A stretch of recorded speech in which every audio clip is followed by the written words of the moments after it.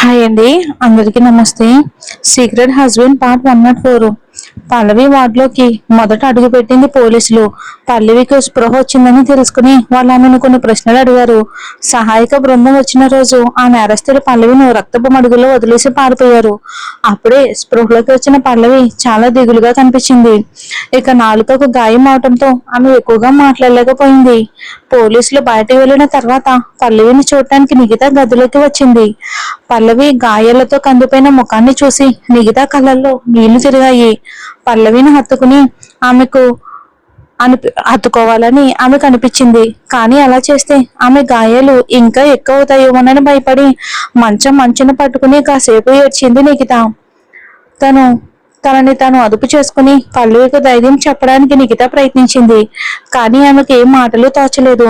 రాహుల్ మీద గతంలో పెట్టుకున్న ఆశలు నిరాశ అవడంతో ఎక్కువగా ఏడవడం వల్ల నా పల్లవి కళ్ళు ఎర్రగా మారాయి. పల్లవి ఎర్రబడిన కళ్ళని చూసి నిగితాకి ఏడుపు వచ్చేసింది. కానీ బలవంతంగా కన్నీళ్లను మింగుతుంది. నీకు బాధగా ఉంటే ఏడ్చేసే పల్లవి, మనసులో పెట్టుకోవద్దు. పల్లవి లాగి నిగితా కూడా పల్లవి కడుపులోని బిడ్డపై ఎంతో ప్రేమను ఆశలను పెంచుకుంది. ఆ బిడ్డకు తానే పెద్ద దిక్కుగా ఉండాలని కూడా వాళ్ళిద్దరూ అంగీకరించుకున్నారు. కానీ ఆ బిడ్డ ఇప్పుడు లేదు. ఆ పసిబిడ్డ గురించి ఆలోచించగానే నిగితా గుండె ముక్కలైపోయింది. ఎప్పట్లాగానే చురుగ్గా ఉన్న పల్లవి నిగితా ముఖంపై ఉన్న ఒక మచ్చను గమనించింది. తన చేతిని పైకి లేపి దాన్ని సున్నితంగా తాకుతూ మెల్లగా అడిగింది, ఏమైంది? పల్లవి గొంతు నిప్పుతో కాల్చినట్టుగా బొంగురుపోయి వినడానికి కఠినంగా ఉంది. దానికి తోడు నాలుకకు గాయం కావడంతో మాటలు సరిగ్గా రావటం లేదు. పల్లవి గ్రహణ శక్తికి మిగతా ఆశ్చర్యపోయింది. తను అత్యంత ఖరీదైన మచ్చలకి వాడిన మిగతా ముఖంపై ఇంకా ఒక గుర్తు మిగిలి ఉంది. అదృష్టశాస్తు అది బొగ్గ ఎముక నుండి చెవి వరకు ఉండటం, జుట్టుతో కప్పబడి ఉండటంతో అంతగా కనిపించడం లేదు. పల్లవి చూపిన నిజమైన ఆందోళన మిగతా కళ్ళల్లో నీళ్లు తెప్పించింది. ఇప్పుడు నువ్వు ఇతరుల గురించి బాధపడాల్సిన సమయమా అని మిగతా ఏడుస్తూ ఉంది. గాయాలతో నొప్పితో ఉన్నప్పటికీ పల్లవి తన బాధ గురించి మౌనంగా ఉంది. బదులుగా నిగిత ముఖం ఎలా ఉందో అని ఆలోచిస్తుంది. పల్లవిని చూస్తే నిగితకు జాలి వేసింది. ఇంత మంచి మనసున్న పల్లవికు ఇలాంటి కష్టం ఎందుకు రావాలి? ప్రమాదశాస్తు కింద పడటం వలన అలా జరిగిందని నిగిత పల్లవితో అబద్ధం చెప్పింది. నిగిత వివరణ విని పల్లవి ఆమె చేతి వెనుక భాగాన్ని ఓదార్పుగా తట్టింది. పల్లవి మనసు తేలిక పరచాలని ఆశించి నిగిత ఆమెకు కొన్ని జోకులు చెప్పింది. ఆశ్చర్యంగా ఆమె చెప్పిన చెత్త జోకులకు పల్లవి నవ్వింది. నిగితకేదో తేడాగా అనిపించింది. పల్లవి ప్రవర్తన కలవర పెట్టేంత వింతగా ఉంది. పల్లవి బాధలో ఉందని నిగితకు స్పష్టంగా తెలిసిన ఆమె మాత్రం బిడ్డను కోల్పోయిన విషయం గురించి ఏమాత్రం చర్చించకుండా నిబ్బరంగా ఉంది. గందరగోళంగా నిగిత తడబడుతూ రాహుల్ అని అంది. పల్లవి వెంటనే వినడానికి ఇష్టపడనట్టు ముఖం తిప్పుకుంది. అప్పుడు గాని నిగిత అమ్మయ్యాను ఊపిరి పీల్చుకోలేదు. పల్లవి భావోద్వేగ ప్రతిస్పందన ఆమె మానసిక స్థితి సరిగ్గానే ఉందని సూచించింది. గదిలో మరికొంతసేపు ఉన్న తర్వాత ఒక నర్సు వచ్చి పల్లవికు ఇంకా విశ్రాంతి అవసరమని నిగితకు గుర్తుకు చేసింది. వేరే దారి లేక నిగిత మరుసటి రోజు మళ్ళీ వస్తానని పల్లవికి చెప్పి వెళ్ళిపోయింది. తలుపు మూసుకున్న తర్వాత పల్లవి బయటకు చూపిస్తున్న నిబ్బరమైన ముసుగు కరిగిపోయింది. మరియు ఆమె ఒక అనిచి పెట్టుకున్న ఏడుపును బయట పెట్టింది. దుప్పటిని గట్టిగా పట్టుకుని ఆమె కన్నీళ్లు ఆగకుండా ప్రవహించాయి. నిరాశతో నిండిపోయి ఆమె గొంతు మరింత కఠినంగా వినిపించింది.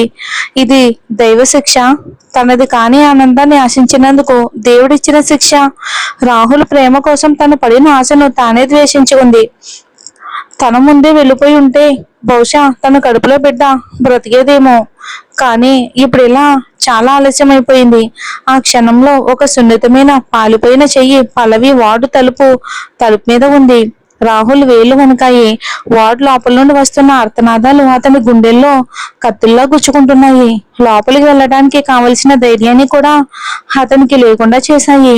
రాహుల్ వెన్నుతిరిగి గోడ కానుకుని ఊపిరి తీసుకోవడానికి ఇబ్బంది పడ్డాడు.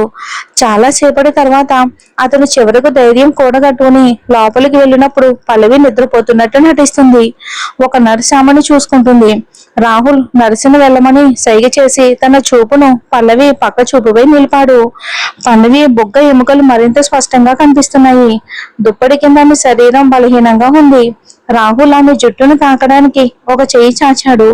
కానీ పల్లవి కదిలి అతని స్పర్శను తప్పించుకుంది. ఆమె మెలకుగానే ఉంది.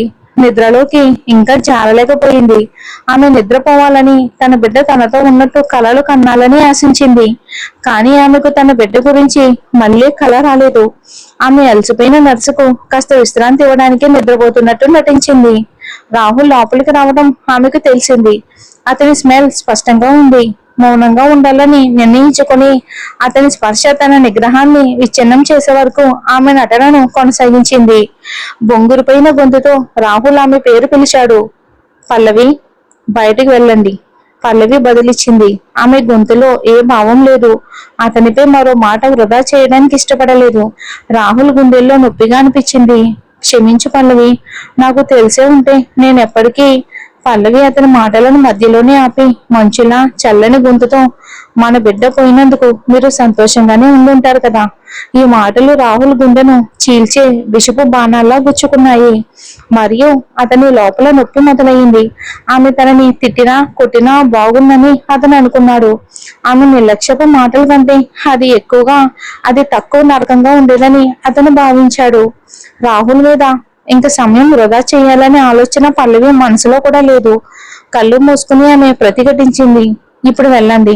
విడాకుల గురించి రేపు మాట్లాడుకుందాం. ఆమె గొంతు స్థిరంగా ఉంది, కానీ దృఢంగా ఉంది.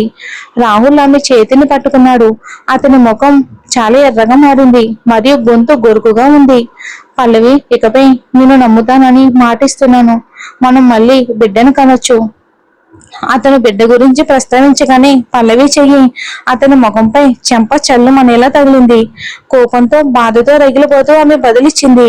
రాహుల్, నీకు అర్హత లేదు. మన బిడ్డ గురించి మాట్లాడే హక్కు నీకు లేదు. రాహుల్ ఆ దెబ్బను మౌనంగా భరించాడు. ఆమె తనను మళ్ళీ కొడితే బాగుందని మనసులోనే కోరుకున్నాడు. అలాగైతే ఒక ఆశా కిరణమైనా ఉంటుంది. బొంగురుపైన గొంతుతో అతను వేడుకున్నాడు. పల్లవి, పరిస్థితిని చక్కదిద్దడానికి ఏదైనా చేయటానికి నేను సిద్ధంగా ఉన్నాను. పల్లవి బదులిచ్చింది. నేను ముందే చెప్పాను, మనం విడాకులు తీసుకుంటున్నాం. రాహుల్ వెంటనే వ్యతిరేకించాడు. నేను విడాకులకు ఒప్పుకోను. అయినా పల్లవి ప్రశాంతంగా ఉంది. మీరే దారికి వస్తారు. ఎందుకంటే వారి బంధాన్ని తెంచుకోవడానికి ఏదైనా చేయడానికి ఆమె నిశ్చయించుకుంది. పల్లవి వంగను వైఖరి గ్రహించి రాహుల్ని భయం అనే కెరటం ముంచెత్తింది. పల్లవి, నేను మారగలను. నీకు నచ్చనిది ఏదైనా నువ్వు సంతృప్తి చెందే వరకు సర్దుకుంటాను. మనం మళ్ళీ మొదలు పెట్టగలమా? పల్లవి తీపు చేదు కలగలిపిన నవ్వు నవ్వింది. నేను ప్రెగ్నెంట్ గా ఉన్నప్పుడు నన్ను వదిలేసి కావ్యతో ఉండడానికి వెళ్ళిన తర్వాత మన బిడ్డను కాపాడమని నేను చేసిన విజ్ఞప్తులను మీరు పట్టించుకున్నప్పుడు, మరియు నేను మన బిడ్డను కోల్పోయిన తర్వాత కూడా మీరు నాతో మళ్ళీ మొదలు పెట్టాలని అనుకుంటున్నారా? దీనికంటే హాస్యాస్పదమైనది ఇంకేమైనా ఉందా? ఆమె పైకి నిబ్బరంగా కనిపించిన ఆమె మాటల్లోని మౌన వేదన రాహుల్ కి స్పష్టంగా వినిపించింది. అతని అతని కళ్ళు పశ్చాత్తాపంతో మసకబారాయి. అతని గొంతు వణికింది. నిన్ను క్షమించాలంటే నేనేం చేయాలి? నన్ను క్షమించాలంటే ఏం చేయాలి? ఆమె చూపు చలించకుండా అతన్ని సూటిగా చూసింది. మీరు చచ్చిపోయినప్పుడు.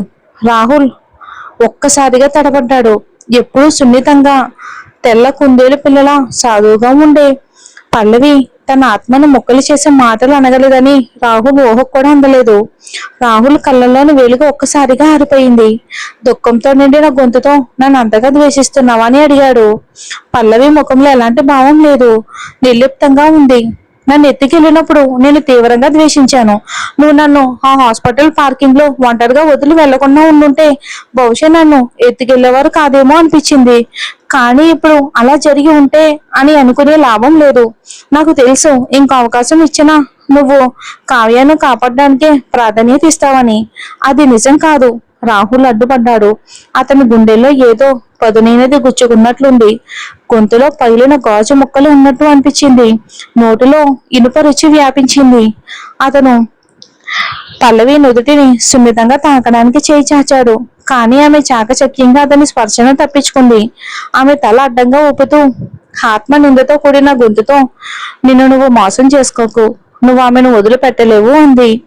రాహుల్ గొంతు బొంగురుపోయి వివరించడానికి ప్రయత్నిస్తూ, పల్లవి, నువ్వు తప్పుగా అర్థం చేసుకున్నావు. నేను నిజంగానే కావ్యాన్ని పంపించేయాలి అనుకున్నాను. కానీ తన చికిత్స అయ్యే వరకు విదేశాల్లో తోడుగా ఉంటానని మాట ఇచ్చాను. ఆ తర్వాత మనం. రాహుల్ పల్లవి అతని మాటలను మధ్యలోనే ఆపేసింది. ఆమె గొంతులో నొప్పి స్పష్టంగా తెలుస్తుంది. నువ్వు నాకు కూడా మాట ఇచ్చావు, మనం కలిసి ఇంటికి వెళ్తామని. నన్ను నమ్మించావు. ఆ మాటకి ఏమైంది? గుండెల మీద బండరాయి పెట్టినట్టు అనిపించడంతో రాహుల్ మాట్లాడడానికి ప్రయత్నించాడు. కానీ మాటలు రాలేదు. గొంతు మోగబోయింది. నీ తలను గోడకేసి పగలగొట్టినప్పుడు, నీ లోపల అవయవాలు నలిగిపోయినప్పుడు ఎలా ఉంటుందో ఎప్పుడైనా ఊహించుకున్నావా? రాహుల్ గొంతు వణికింది. అతని పాలిపోయిన ముఖం స్పష్టంగా అదిరింది. ఆపు, ఇంకేమీ మాట్లాడొద్దు. కానీ పల్లవి ఆ నరకంలోనే చిక్కుకుపోయినట్టు తన తలపై ఉన్న కట్టువైపుకు చూపిస్తూ ఆ భయాన్ని మళ్ళీ అనుభవిస్తున్నట్టు పెదవులు వణుగుతూ ఉండగా చెప్పసాగింది. వాళ్ళు నా తలను గట్టిగా కొట్టారు, నా మీద పడి తొక్కారు. నా శరీరం ముక్కలైపోయినట్టు, కడుపులోని బిడ్డ జారిపోతున్నట్టు అనిపించింది. ఆ క్షణంలో నీ మీద నా ద్వేషానికి అంతు లేదు. నిన్ను నమ్మేలా చేసింది నువ్వే, కానీ మళ్ళీ నువ్వు నన్ను వదిలేశావు. ఆ భయంకరమైన సంఘటనను గుర్తు చేసుకుంటున్నప్పుడు నిరాశ ఆమెను మళ్ళీ కమ్మేసింది. తన బిడ్డను కోల్పోవడాన్ని భరించడం అంటే నిరంతరం నరకాన్ని అనుభవించడమే పల్లవి.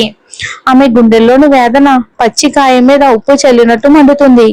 ఆమె శరీరం అదుపు లేకుండా వణుకుతుంది భయంతో.